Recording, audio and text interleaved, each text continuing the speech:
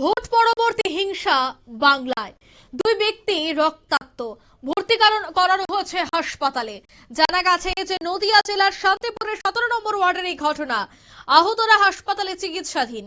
Vote মিটতেই হিংসা শান্তিপুরে। ধারালো অস্ত্রের কোপে গুরুতর আহত দুই যুবক। আশঙ্কাজনক অবস্থায় তাদের কৃষ্ণনগর হাসপাতালে স্থানান্তরিত করা হয়েছে। সূত্রের খবর রয়েছে যে দ্বিতীয় দফার ভোটের শেষে বুধবার রাতে শান্তিপুরের 17 নম্বর ওয়ার্ডের একটি মাঠে বসে থাকার সময় দুই যুবকের উপর অতর্কিত হামলা চালায় কিছু দুষ্কৃতী। ধারালো অস্ত্রের আঘাতে গুরুতর আহত হন তারা।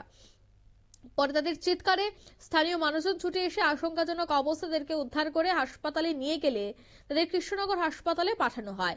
আক্রান্তদের পরিজনদের দাবি যে অন্য রাজনৈতিক দল করার তার জন্যই তার উপর আক্রমণ চালানো হয়েছে, এমনটাই অভিযোগ। এ বিষয়ে কি বলছেন তৃণমূল নেতৃত্ব, শোনাবো। দেখুন, ব্যাপারটা হচ্ছে আমাদের ভোট শেষ হওয়ার পর আমাদের যারা বুথের এজেন্টরা ছিলেন, আমাদের খালেরদারে আমরা একটা 17 নম্বর ওয়ার্ডে নির্বাচন কার্যালয় করেছি। সেখানে আমাদের বিভিন্ন বুথের ছেলেরা যখন একটা একটা করে ছেলে আমরা তথ্য দিচ্ছিলাম, সেই সময় এলাকার থেকে আমার ফোন হলো, তুমি তাড়াতাড়ি এখানে অনেক কটা ছেলে একজনকে মারছে। আমরা তখন ওখান থেকে আমরা অনেক কজনই ছিলাম, আমরা জোরে আসি, মানে আমরা তখন সাইকেল দেবো কি মানুষের জন্য সেটা ভাবনাটা আসিনি।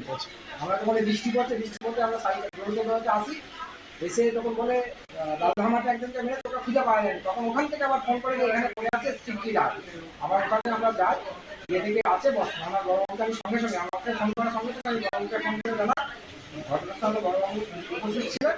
আমাকে ওখানে বডিটা তোলার জন্য মানে যাতে সুস্থ হয় তার চিকিৎসার জন্য আমি তাকে ওই এলাকায় দুজনকে নিয়ে গাড়ি করে থানার গাড়ি করে আমি এখানে নিয়ে আসি। কে বা কারা কি কারণ আপনারা শুনলেন তৃণমূল নেতৃত্বের অভিযোগ যে অন্য রাজনৈতিক দল করায় তার উপর হামলা চালানো হয়েছে, এমনটাই অভিযোগ। তবে আহতরা বর্তমানে হাসপাতালে চিকিৎসাধীন। তারা মাঠে বসে গল্প করছিল, ঠিক তখনই অতর্কিতে হামলা চলে, এমনটাই কিন্তু অভিযোগ। নিয়ে নিচ্ছি ছোট্ট একটি বিজ্ঞাপন বিরতির সঙ্গে থাকুন।